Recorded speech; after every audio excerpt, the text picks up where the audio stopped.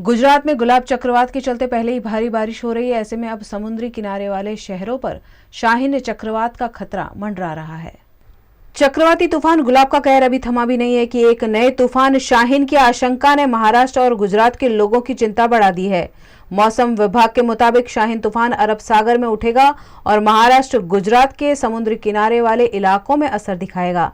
इसे देखते हुए मौसम विभाग ने गुजरात के 20 जिलों में येलो अलर्ट जारी किया है। गुलाब तूफान की वजह से गुजरात के कई शहरों, महाराष्ट्र के मराठवाड़ा और विदर्भ के कुछ इलाकों में भारी बारिश जारी है। मौसम विभाग के मुताबिक शाहीन तूफान भारत के पश्चिमी किनारे के समुद्री तटों से नहीं टकराएगा। यह महाराष्ट्र और गुजरात के समुद्री तटों के दूर से ही होकर 1 अक्टूबर को ओमान की तरफ बढ़ जाएगा, लेकिन इसकी वजह से महाराष्ट्र और गुजरात के समुद्री किनारे वाले हिस्सों में भारी बरसात होगी। शाहीन के चलते समुद्री किनारों पर 60 से 150 किलोमीटर तक की तेज हवाएं चल सकती हैं। चक्रवात के संभावित असर के चलते गुजरात के सभी समुद्री तटों और बड़े शहरों में एनडीआरएफ की टीम तैनात कर दी गई है। कल सुबह शाहीन चक्रवात के सक्रिय होने से दक्षिण गुजरात और खंभात की खाड़ी में डिप्रेशन की असर देखी जा सकती है। मछुआरों को 3 दिनों तक समुद्र में नहीं जाने की सूचना दे दी गई है।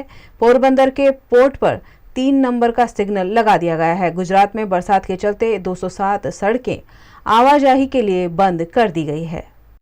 गुलाब चक्रवात के असर के चलते गुजरात के कई शहर पानी में डूब गए हैं और जनजीवन काफी हद तक प्रभावित हुआ है। गुजरात के भावनगर में बीती रात से भारी बारिश दर्ज हो रही है। गुलाब चक्रवात के असर के चलते बिजली के कड़ाकों के साथ भारी बरसात भावनगर में दर्ज की गई, जिसके चलते कई पेड़ धराशायी हुए और भावनगर का शत्रुंजय डैम ओवरफ्लो होने से डैम के दरवाजे 1 फीट तक खोल दिए गए हैं। भावनगर के महुआ में भारी बरसात के चलते चारों तरफ पानी ही पानी दिख रहा है। भारी बरसात के चलते सोमनाथ जिला के सुप्रसिद्ध यात्रा धाम प्रांची तीर्थ में सरस्वती नदी में बाढ़ आ गई है, जिसके चलते सुविख्यात माधव राय जी का मंदिर पानी में डूब गया है। यहाँ के मौसम में अचानक बदलाव देखा गया और भारी बरसात के चलते सरस्वती नदी दोनों किनारों पर बह रही है, जिसमें श्रद्धालुओं की आस्था का केंद्र माधव राय जी और लक्ष्मी जी प्रभु मंदिर जलमग्न हो गया है, जिसे देखने बड़ी संख्या में लोग उमड़ रहे हैं। भारी बरसात के चलते वडोदरा निकट डभोई में वढवाणा तालाब का जलस्तर बढ़ा है। यहाँ का जलस्तर 181 मीटर हो गया है। ऐसे में पानी को अलग अलग कैनाल में ट्रांसफर किया जा रहा है, जिसका लाभ किसानों को मिल रहा है। अगाउना वर्षों घनी वखत एवं बन्युं छे के वधारे पड़तो ज्यारे वरसाद आव्यो होय अने वढवाणानुं तलाव भराई गयुं होय अने पाणी छोड़वामां आव्युं होय तो केटलीक जग्याए नुकसान थाय एवा बनाव अगाउना वर्षों बन्या हता, परंतु आ वर्षे आવું कोई नुकसान न थाय ते माटे वढवाणा सिंचाईना अधिकारीओ अगाउथी वढवाणा तलावनी अंदर जे पाणी झोझवा डेमथी आवे छे एना दरवाजाओ बंद कर देवामां आव्या हता, पाणीनी आवक बंद कर देवामां आवी हती। गईकाले वधु पड़तो वरसादना कारणे वढवाणा तलावमां थोड़ुंक पाणी वधारे स्टॉक थयो छे। आवता दिवसोमां वधारे वरसाद थाय अने नुकसान न थाय ते हेतुथी आज रोज 4 नंबरनी केलानमां 40 क्यूसेक और 3 नंबरनी केलानमां 20 क्यूसेक पाणी छोड़वामां आव्युं छे। आ केनाल पंसोली, वसई, तरसाना ए विस्तारमांथी पसार थाय छे, ज्यां आगळ डांगरनो पाक छे। एटले आ एक निर्णय वधारे वरसाद पड़े और नुकसान न थाय ते माटे निर्णय करी अने पाणी छोड़वामां आव्युं छे। राजकोट के जेतपुर के चारण समढियाला गांव निकट सुरवे डैम ओवरफ्लो हुआ है। डैम का जलस्तर बढ़ने से 6 दरवाजे 3 फीट तक खोले गए हैं। फिलहाल 11,534 क्यूसेक पानी की इनकम हो रही है। डैम से पानी छोड़े जाने से जेतपुर तालुका के कई गांव को अलर्ट कर दिया गया है। वडोदरा के हाई प्रोफाइल गोत्रीय दुष्कर्म मामले कांजी मोकरिया और राजू भट्ट गिरफ्तार हो चुके हैं। उनमें से कांजी मोकरिया को आज कोर्ट में पेश किया गया। वडोदरा में पिछले कई दिनों से गोत्रीय दुष्कर्म का मामला छाया हुआ है, क्योंकि इस मामले में कई बड़े नाम शामिल हैं और आने वाले दिनों में कई बड़े नाम बाहर आ सकते हैं। ऐसे में हर किसी की नजर इस मामले पर बनी हुई है। इस मामले अब तक हारमोनी होटल के और नंदन कुरियर के मालिक कांजी मोकरिया और पावागढ़ मंदिर के पूर्व ट्रस्टी राजू भट्ट गिरफ्तार हुए हैं। कांजी मोकरिया को आज कोर्ट में पेश किया गया और उनके 7 दिन के रिमांड मांगे गए। कांजी मोकरिया पर पीड़िता के साथ समझौता के प्रयास और राजू भट्ट को भगाने के आरोप लगे हैं। कोर्ट ने मोकरिया के 2 दिनों के रिमांड मंजूर किए हैं। इस मामले के मुख्य आरोपी राजू भट्ट को भी पुलिस ने जूनागढ़ से गिरफ्तार कर लिया है। उनसे पूछताछ चल रही है। ऐसे में राजू भट्ट के वकील जगत देसाई ने राजू भट्ट की गिरफ्तारी को कानून के खिलाफ बताया। રાજુભાઈ ભટ્ટ છે, મારા શિલ્પ છે। ગઈકાલે પોલીસે એમને જુનાગઢથી એરેસ્ટ પણ કરી લીધેલા છે। હવે જે આરોપ લાગ્યાની વાત છે તો કાયદાની ભાષામાં જોવા જઈએ તો કોઈપણ વ્યક્તિ ઉપર ખાલી મૌખિક રીતે બળાત્કારના આરોપ કરી દેવા અને પોલીસે એની કોઈ ઇન્ક્વાયરી કર્યા વગર, કોઈ પ્રાઇમરી તપાસ કર્યા વગર એ માણસોને જાણે કે મોટા ટેરરિસ્ટ હોય એ રીતે એને પકડવા માટે આખી સાત પોલીસની ટીમ બનાવી દે અને ગમે ત્યાંથી એને પકડી લાવે, તેથી એ વ્યક્તિ કંઈ ગુનેગાર થઈ જતો નથી। અમારું પહેલા દિવસથી એવું કહેવું હતું, પોલીસને ઘણી રજૂઆત પણ અમે કરેલી છે, લેખિતમાં પણ રજૂઆત કરેલી છે કે અમે જોઈએ તો નાર્કો ટેસ્ટ આપવા માટે પણ તૈયાર છે, પરંતુ પોલીસે એ બાબત પર કોઈ ઇન્વેસ્ટિગેશન કર્યું નથી, કોઈ તપાસ કરી નથી અને પીડિતાની વાત સાંભળીને પોલીસે આરોપીને એરેસ્ટ કર્યા છે। તમે ફરિયાદની હકીકત જોશો તો ફરિયાદમાં પીડિતાએ જે ફરિયાદ આપેલી છે 1 મહિના પહેલાં બનેલા બનાવની ફરિયાદ આપેલી છે।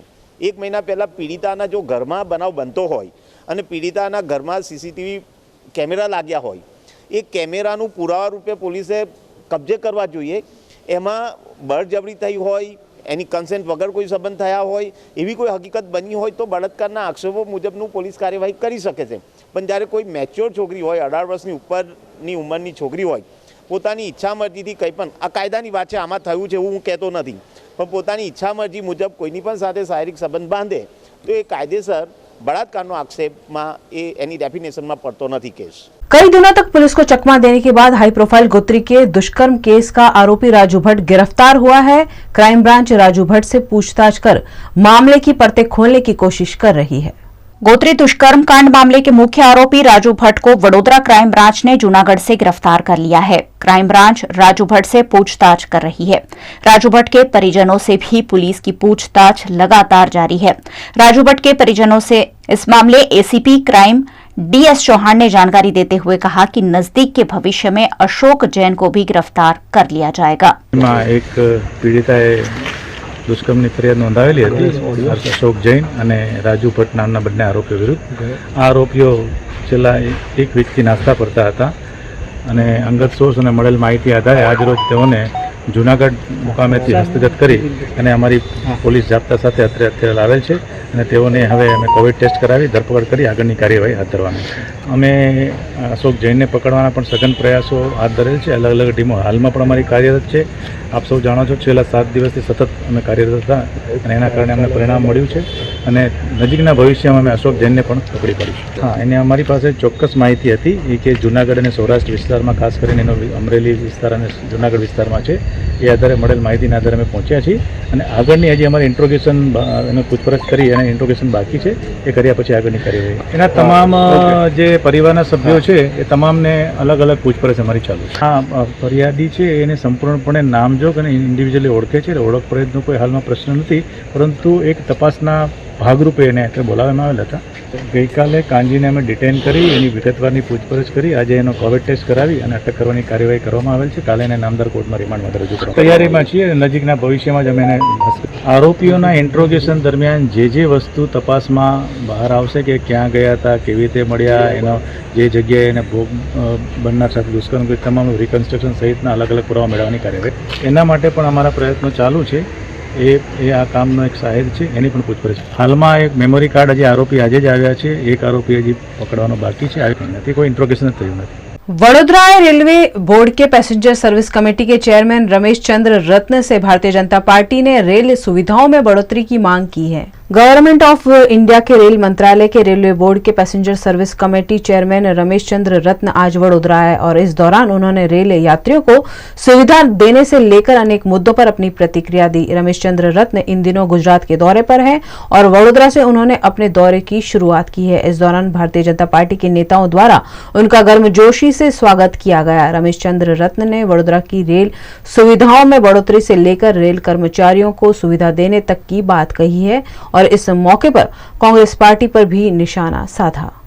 एक तो बड़ोदरा स्टेशन पर सीधा हमने यात्रियों से संवाद किया, सामान्य प्रतीक्षालय, एसी प्रतीक्षालय सबका प्रॉपर निरीक्षण किया। हमने बिकने वाली चीज़ों का no bill no payment GST compulsory और जनता यानी रेल का खाना वो प्रॉपर सिस्टमेटिक वे में मिले, ये सारी चिंता। मेडिकल बूथ जैसे डॉक्टर साहब ने बताया, अधिकारियों के साथ सबसे बड़ी अच्छी बात ये मिली कि अधिकारियों का कोऑर्डिनेशन बहुत अच्छा था, स्टेशन बहुत ही स्वस्थ था और वहाँ आवश्यकताओं के तरीके से जो चीज़ देखने को मिली, जैसे हमने वेटिंग रूम्स वगैरह में देखा स्क्रीन डिस्प्ले प्रॉपर थी। बहुत जगह गए तो वेटिंग रूम में हमने स्क्रीन या डिस्प्ले वगैरह वो चीज़ें, साउंड वगैरह वो चीज़ नहीं देखी, तो वो हमने अवार्ड भी घोषित किया कोऑर्डिनेशन और उसके बेसिस पर भी। और जो जो चीज़ें हमने संपर्क किया कि क्या क्या चीज़ें यहाँ की जनभावनाएँ हैं, अब जैसे कुछ पंखे वो एक्स्ट्रा बढ़ने चाहिए, बेंचेस बढ़नी चाहिए, और भी कुछ चीज़ों का बूथ वगैरह का वो सब चीज़ों की अधिकारियों से, चूँकि बोर्ड की हमारी मंथली मीटिंग होती है, पॉलिसी मैटर कुछ चीज़ें ऐसी तो होती है कि चूँकि फुटफॉल के अंदाज पर होता है, रेवेन्यू के बेसिस पे होता है, तो बोर्ड की मीटिंग में हम लोग रखेंगे। बाकी अधिकारी सभी पॉजिटिव थे और उन्होंने सामंजस्य करते हुए चीज़ों को निराकरण करने का भी, वायदा शब्द हमारी डिक्शनरी में नहीं है, क्योंकि हमारा ज़मीनी कार्य, हमारा कमेटी का कार्य है कि जो कागज़ पे वो ज़मीन पे है कि नहीं वो देखा और हम संतुष्ट हुए। लेकिन चूँकि अपग्रेड हर चीज़ का होना चाहिए, उसकी भी हमारे पदाधिकारियों ने भी रखा और अधिकारियों ने भी सहमति जताई कि ये बिल्कुल निश्चित अवधि के अंदर होगी। कोविड-19 में बड़ौदा से स्पेशली जो श्रमिक ट्रेन, खाना, पानी, जो ऐतिहासिक कार्य रहा वो बहुत सराहनीय रहा। 24/7 मालगाड़ियों से जिस तरीके से कार्य पहुंचाने का कार्य किया वो ऐतिहासिक कार्य रहा। और मैंने तो DRM महोदय से कहा कि इसमें जो सराहनीय योगदान जिनका ज़्यादा रहा है, हमारी कमेटी उनको भी रेलवे बोर्ड में सम्मानित करेगी और उनको भी चिन्हित करके हमको भेजने का कार्य करें। अपग्रेड हर चीज़ होने के लिए सरकार और रेल और मेरी कमेटी उसको चिंता ही नहीं करती, जनता से सीधा संवाद करती है। चाहे टॉयलेट बाथ पे एंड यूज़ का मामला हो, चाहे फैसिलिटीज़ का हो।